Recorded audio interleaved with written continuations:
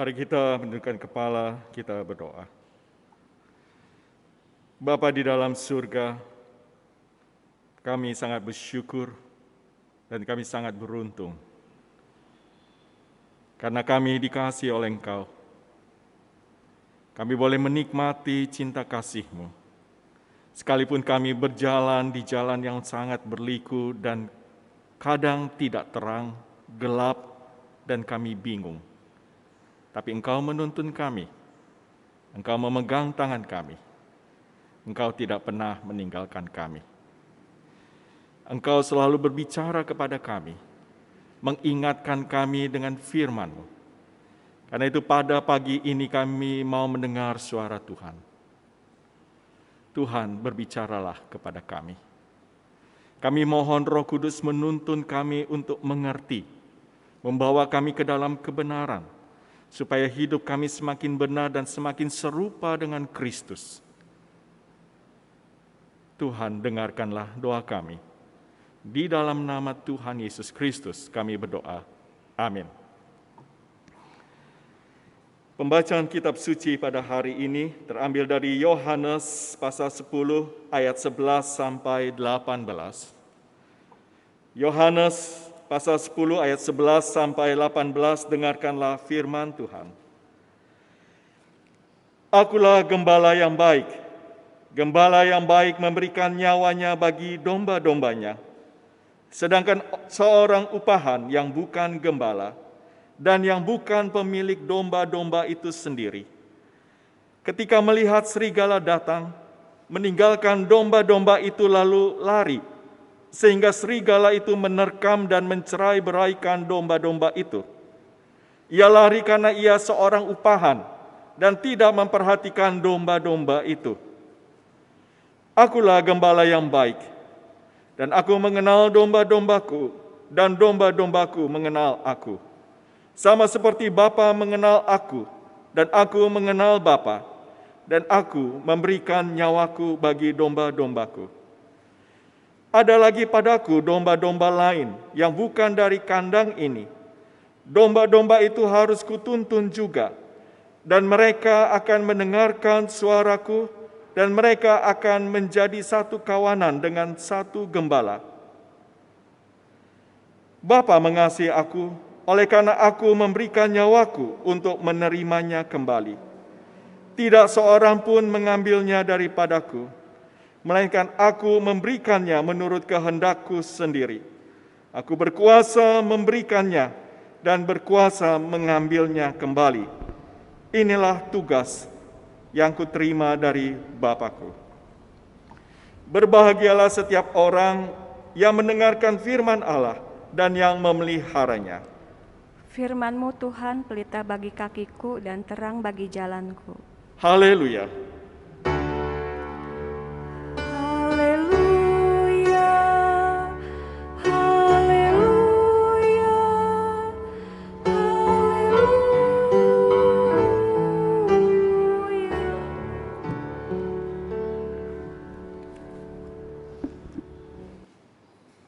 Shalom Bapak Ibu, saudara-saudari yang kasih oleh Tuhan Yesus Kristus. Kalau ada orang yang mencuri dompet kita atau merampok motor kita, apa yang saudara akan lakukan? Saya yakin secara naluri kita berusaha mempertahankan milik kita, meski ada resiko kehilangan nyawa. Sampai ada nasihat, ya, jangan melawan, berikan saja, nanti kamu bisa mati. Uang bisa dicari, tapi nyawa tidak ada gantinya. Tapi apabila kalau ada orang yang mencoba menculik anak kita, kita pasti melindunginya, bahkan dengan nyawa kita.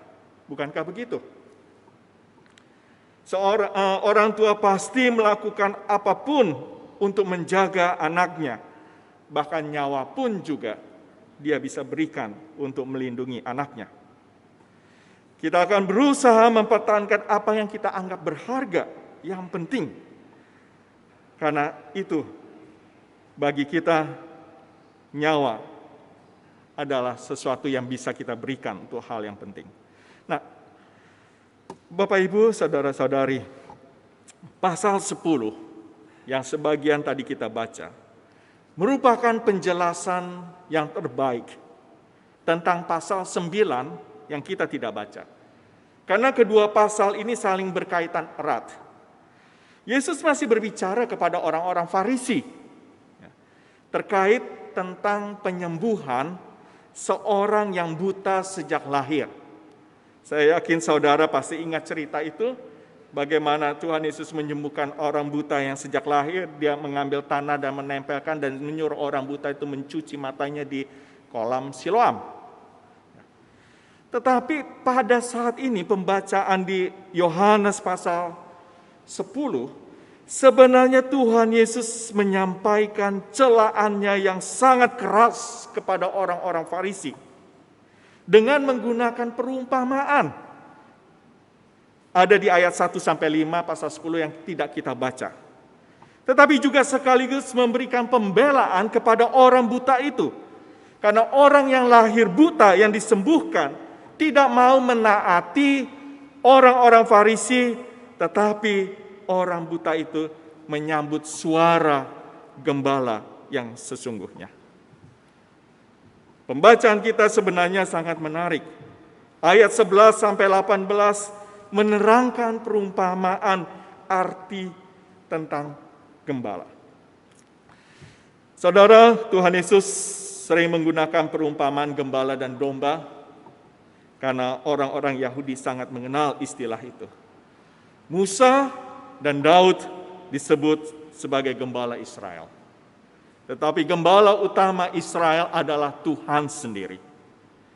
Di dalam pembacaan tadi di nas pembimbing ya, dari Yeskiel 3:4, para gembala Israel gagal memelihara domba dengan benar. Maka Tuhan sendiri berjanji untuk menggembalakan umatnya. Itulah mengapa Tuhan Yesus hadir di tengah-tengah dunia.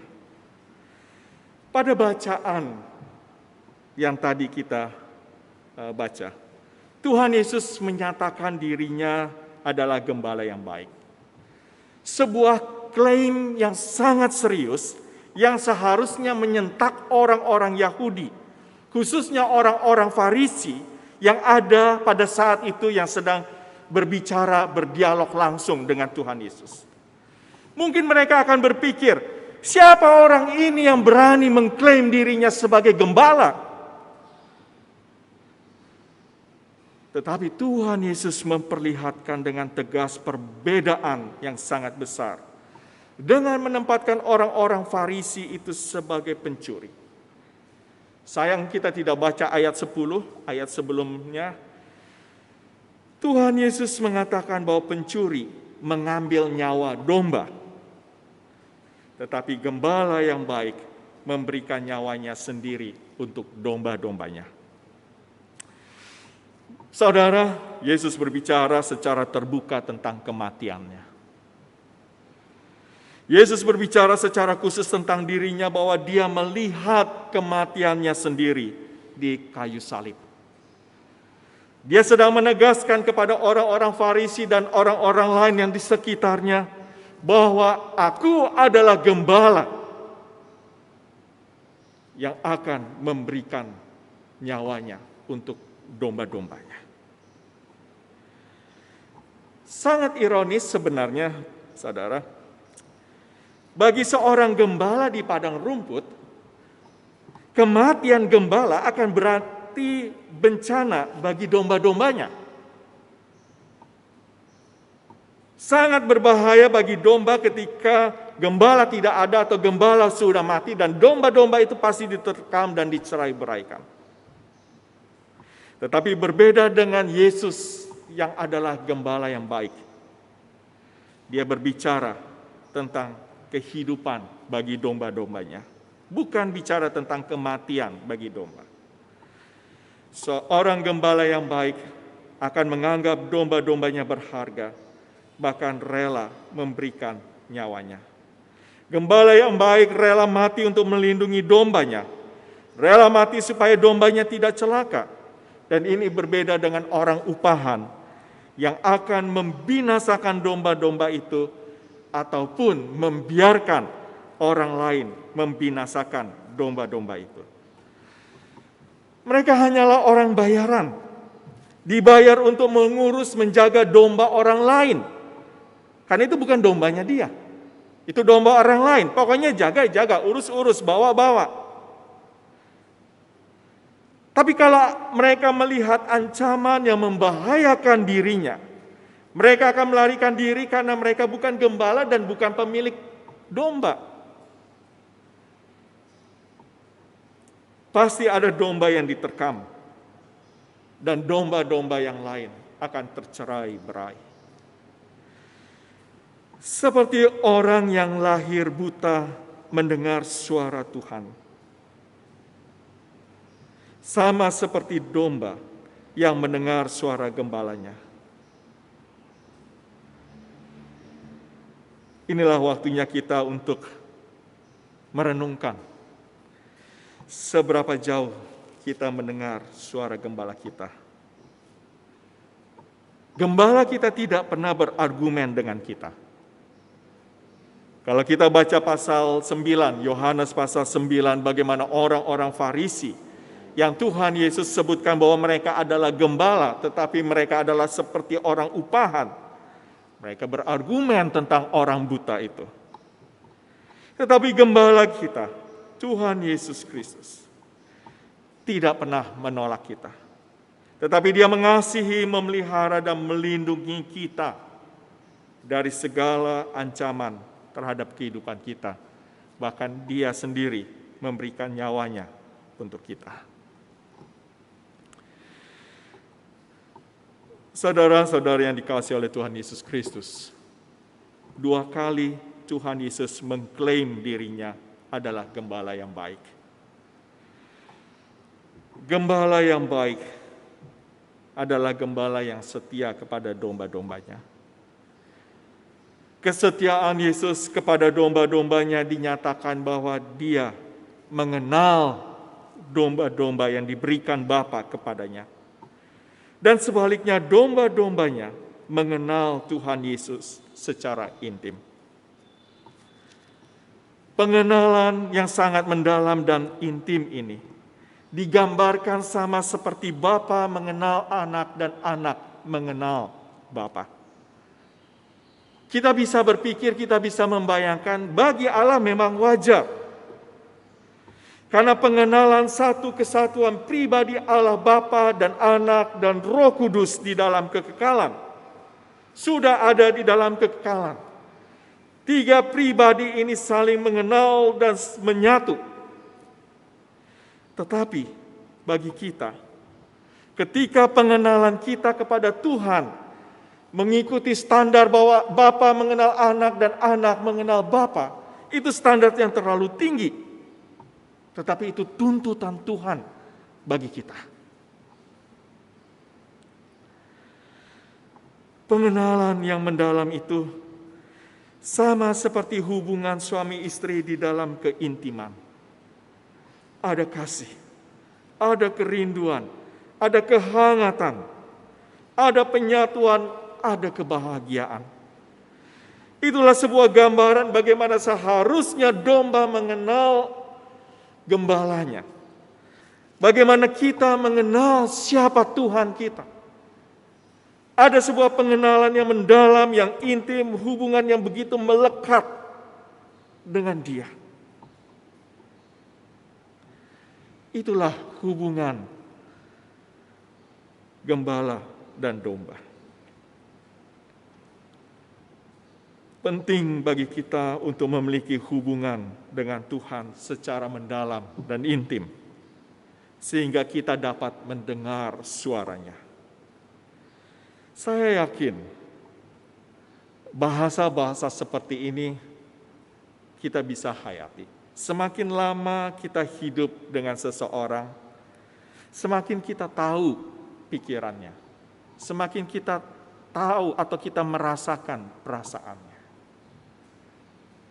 Semakin lama kita dekat dengan Tuhan, dan semakin mendekat, semakin kita bisa mendengar suaranya. Itulah anugerah yang dialami oleh orang buta yang buta sejak lahir. Ketika Tuhan Yesus menyapa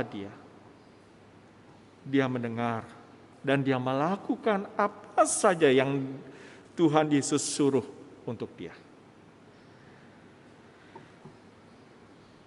Di pihak yang lain, Bapak Ibu, pengenalan Tuhan Yesus kepada kita sebagai domba-dombanya dikaitkan dengan memberikan nyawanya bagi domba-dombanya. Tuhan Yesus rela mati untuk melindungi kita, bersedia mati untuk kebaikan kita, menolong kita, rela memberi hatinya bagi kita, rela memberikan nyawanya untuk ganti nyawa kita. Pernyataan bahwa Tuhan Yesus mengenal kita menunjukkan komitmen penebusannya yang begitu murah hati kepada kita.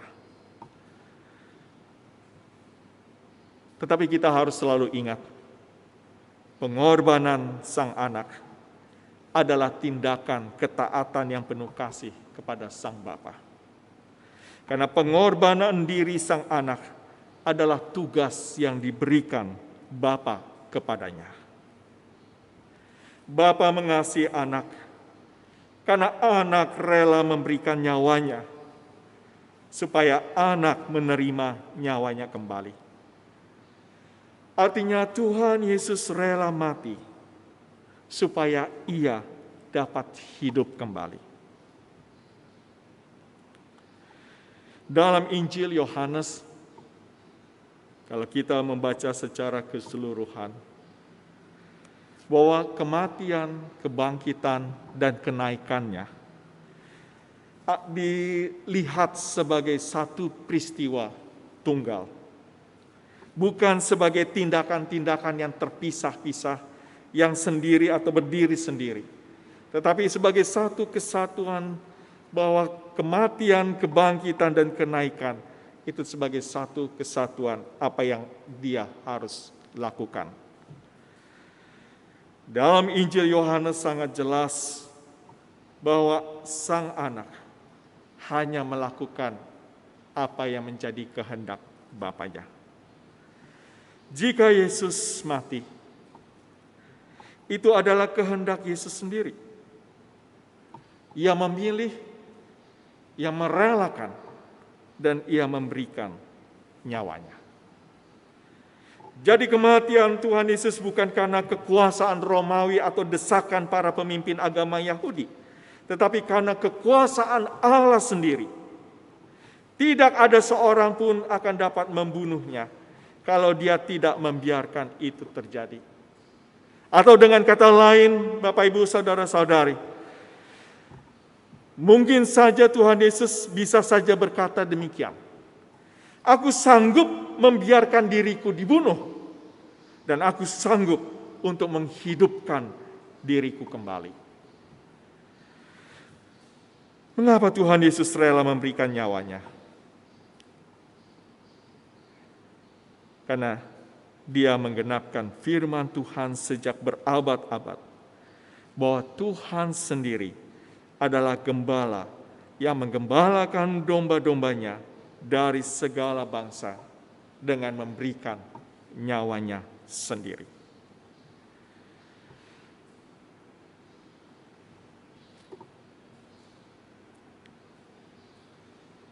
Terlalu indah, terlalu besar ketika kita boleh masuk ke dalam sebuah kebenaran, kita menghayati gembala kita. Dia akan menggembalakan domba-dombanya dari segala bangsa. Secara gamblang Tuhan Yesus menyatakan bahwa ada kawanan domba miliknya, tetapi dari kandang yang lain. Memang banyak para ahli tafsir menganggapnya sebagai orang-orang percaya yang bukan Yahudi, sama seperti kita. Ya, domba-domba yang bukan dari kandang yang ini, tetapi kandang yang lain. Meski dari kandang yang berbeda, seluruh kawanan domba akan menjadi satu kawanan dengan satu gembala yang sama. Satu gembala untuk memelihara semua domba dari manapun. Pekerjaan Injil Yesus Kristus akan diberitakan sampai ke ujung dunia. Dan segala bangsa akan mendengar. Dan kita akan tahu mana domba-domba yang diberikan oleh Bapa kepada Tuhan Yesus adalah mereka yang bertobat dan percaya kepada Tuhan Yesus. Amin.